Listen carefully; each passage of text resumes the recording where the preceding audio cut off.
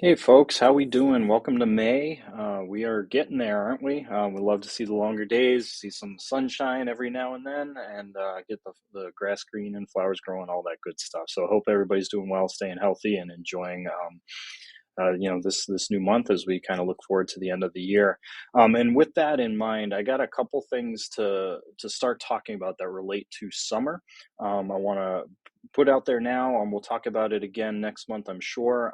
But tell all your friends and just keep a couple of these updates in mind, and then we'll dive into our normal tips and tricks updates. We got some new things from Google that I just want to share with the community here. All right, so the first thing related to summer is that last year we pioneered this idea that if you have a district issued device as a staff member and you do not want to keep it with you over the summer, you do have the ability to leave it with us in technology, and we'll kind of hold it for safekeeping over the summer months. You don't have to return it. This is personal preference. You are welcome to keep your district issued device over the summer months. But if you do not want to keep it over the summer months, we are going to allow you to leave it with us again. All we ask you to do is please submit a support ticket with us to let us know that that is your intention.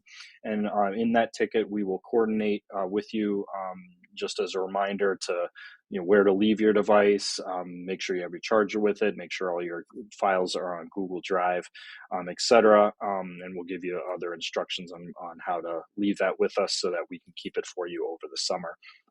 And then when it comes down to pickup, we'll have it ready for you before school starts. Our initial plan is to have them available at your school the first day you report, but you can also put in a support ticket with us earlier if you are in district setting up your classroom or whatever earlier than that, and we can coordinate a different pickup time if that's easier for you. So again, you can leave your device with us over the summer if that's helpful for you.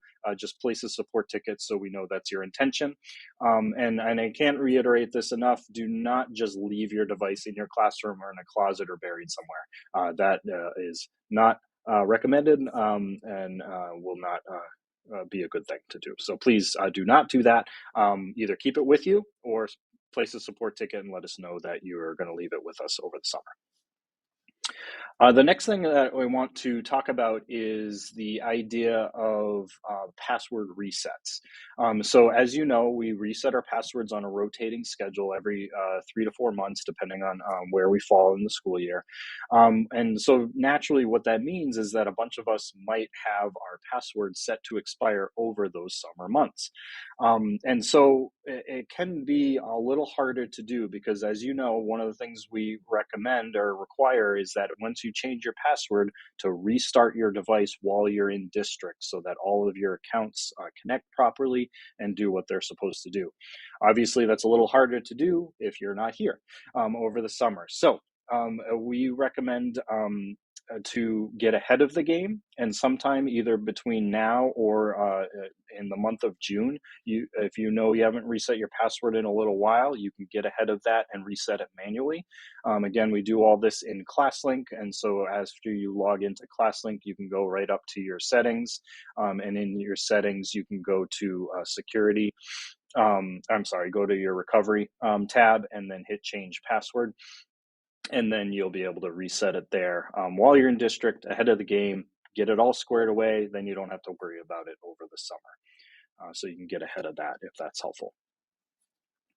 All right, and then I'm going to dive kind of quickly into some Google updates and features that they are coming out with. The first thing is related to sites. They've been doing a lot of work on Google Sites in terms of enhancing extra features to add, extra layout options, extra design tools. Some of these are available now. Some of them are coming very shortly. I just wanted to preview a couple of those with you. And just a plug too, if you haven't started to use sites already for peer collaboration, for curriculum work, for PLC groups, for student projects, etc., this is a great tool that we have in our Google arsenal, that it kind of takes the combination of all the different things that Google has. It's part document, it's part slideshow, it's parts presentation. We can incorporate video and website links and text and buttons and all the different layout things that you would expect in a website. But it can be contained to a small group. It can be contained within your own department, within the behavioral community. It's a great way to just piece together a lot of content. I think of it like a digital poster board that you can create and put whatever you want on it. So this can be a great thing to explore. Definitely book a training if you want to learn more about this.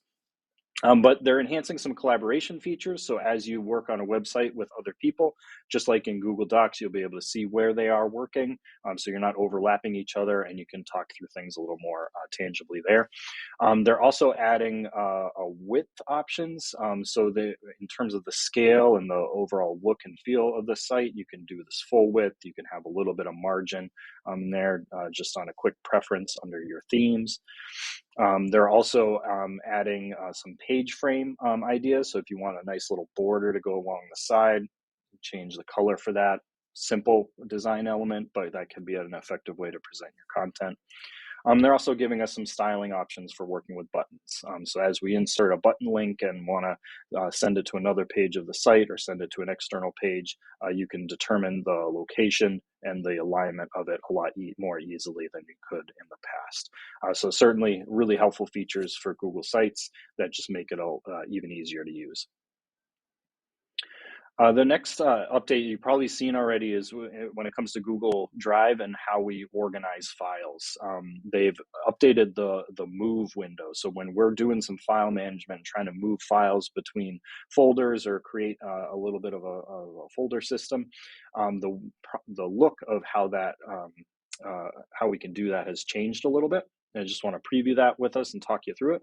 So whenever you select a file or a couple different ones based on those check marks, you have these icons that represent that file or an actions you can do with it.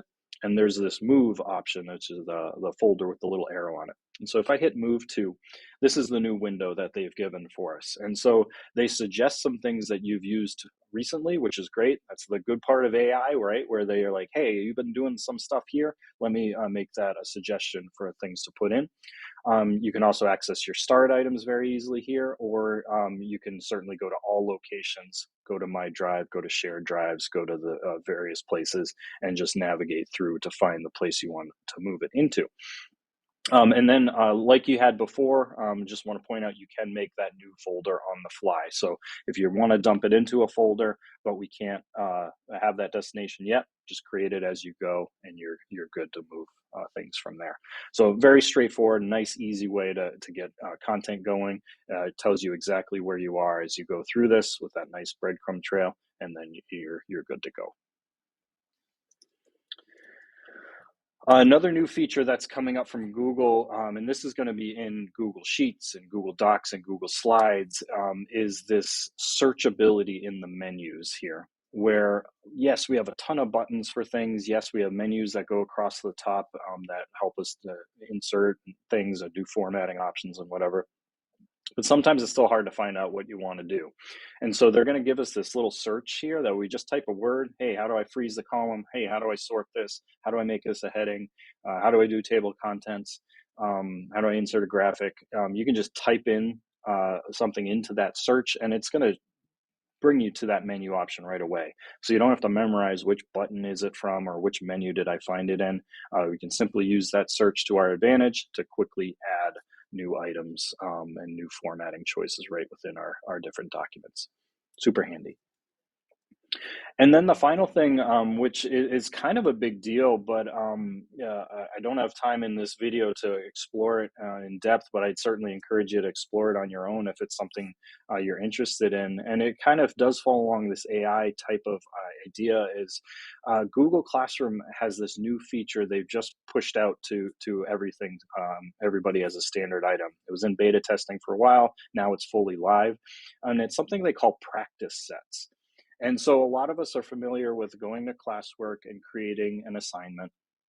giving something tangible for students to then return to us, and then we have to do some grading and set up something that makes it work for them from there.